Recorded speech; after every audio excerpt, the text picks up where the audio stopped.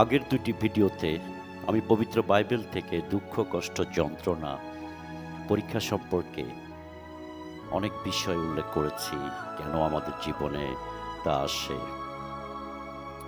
আজও আমি পবিত্র বাইবেল থেকে দুঃখ, কষ্ট, যন্ত্রণা, পরীক্ষার আরও বিষয় আমি পবিত্র বাইবেল থেকে আপনাদের মাঝে তুলে ধরছি। প্রভু যীশু বলছেন, যাদেরকে তিনি ভালোবাসেন তাদের তিনি শাসন করেন। প্রকাশিত বাক্য 3 অধ্যায় 19-20 পদে সেই বিষয়ে উল্লেখ রয়েছে। প্রভুজি সেই কথা বলছেন, আমি যাদের ভালোবাসি তাদেরই দোষ দেখিয়ে দিই ও শাসন করি। সেই জন্য এই অবস্থা থেকে মন ফিরাতে আগ্রহী হও। দেখো, আমি দরজার কাছে দাঁড়িয়ে ঘা দিচ্ছি। কেউ যদি আমার গলার আওয়াজ শুনে দরজা খুলে দেয়, তবে আমি ভিতরে তার কাছে যাব এবং তার সঙ্গে খাওয়া দাওয়া করব, আর সেও আমার সঙ্গে খাওয়া দাওয়া করবে। রাজা দাউদ তিনি দুঃখ যন্ত্রণার জন্য ধন্যবাদ দিয়েছিলেন, কারণ এই যন্ত্রণা তাকে ঈশ্বরের নির্দেশ পালন করার জন্য শিক্ষা দিয়েছিল।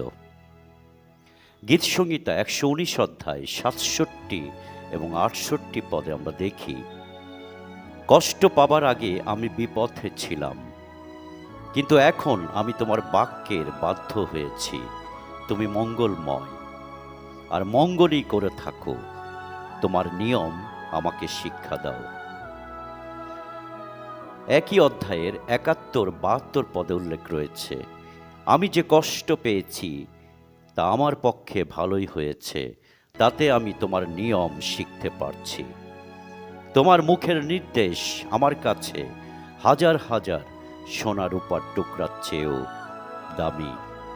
দুঃখ কষ্টের সময়ে আমরা ঈশ্বরের রক্ষাকারী যত্নের অভিজ্ঞতা লাভ করতে পারি। এমনকি চোখের জলের মধ্য দিয়ে ঈশ্বরের উদ্দেশ্যে প্রশংসা গান করতে পারি।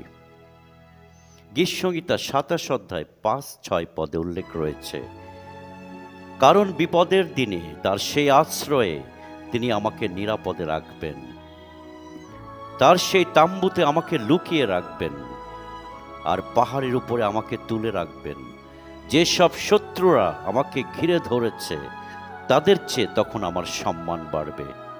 আমি তার ঘরে আনন্দে চিৎকার করতে করতে বিভিন্ন উৎসর্গের অনুষ্ঠান করব। আমি সদাপ্রভুর উদ্দেশ্যে গান করব আর তার প্রশংসা গান গাইব। পেরিতপোল এবং শিলকে জেলে দেওয়া হয়েছিল এবং হাড়ি কাঠ দিয়ে তাদের পা আটকে রাখা হয়েছিল। যখন পেরিতপোল এবং শিল মহান ঈশ্বরের প্রশংসা গান করছিলেন, কয়েদিরা শুনছিলেন, তখন ঈশ্বরের মহান কাজ শুরু হয়েছিল। এমন ভূমিকম্প দেখা দিয়েছিল যে জেলখানার ভিত্তি পর্যন্ত কেঁপে উঠেছিল। পরে আমরা দেখি জেলখানার সেই জেল রক্ষক প্রভু যীশুর উপর বিশ্বাস করেছিলেন। পেরিতপোল এবং শিল কষ্ট ভোগ করার সময় ঈশ্বর তার বন্দিদশার মধ্য দিয়ে যেসব কাজ করেছিলেন, সেসব প্রত্যেকটি কাজের বিষয়ে পৌল আনন্দ করেছেন। পৌল বলছেন ফিলিপিও 1 অধ্যায় 12-14 পদে, ভাইয়েরা, আমি চাই যেন তোমরা জানতে পারো যে আমার উপর যা ঘটেছে তার ফলে সুখবর প্রচারের কাজ আরো এগিয়ে গেছে, আর তাতে এখানকার রাজবাড়ির সৈন্যদল ও অন্য সকলে জানতে পেরেছে যে খ্রিস্টের জন্যই আমি বন্দি অবস্থায় আছি। এছাড়া আমার এই বন্দি অবস্থায় থাকবার দরুন বেশিরভাগ ভাইয়েরা প্রভুর উপর আরও বেশি করে নির্ভর করতে শিখেছে, এবং সেই জন্যই তারা নির্ভয়ে ঈশ্বরের বাক্য প্রচার করছে, আরও সাহসী হয়েছে। পেরিতপোল অনেকভাবে কষ্ট করেছেন, কিন্তু তবুও তিনি সাহস হারাননি। ঈশ্বর তাকে দিনের পর দিন শক্তিশালী করে যেতে থাকলেন, আর তিনি তার অনন্তকালীন পুরস্কারের দিকে চেয়েছিলেন। তিনি এই কথা বললেন 2 করিন্থীয় 4 16-18 পদে।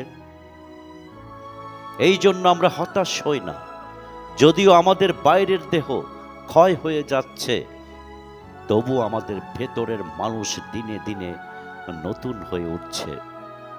এখন আমরা অল্পকালের জন্য যে সামান্য কষ্ট ভোগ করছি, তার ফলে আমরা চিরকালের মহিমা লাভ করব।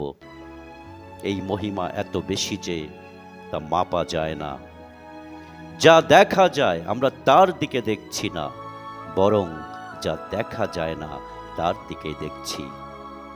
যা দেখা যায় তা মাত্র অল্প দিনের, কিন্তু যা দেখা যায় না তা চিরদিনের।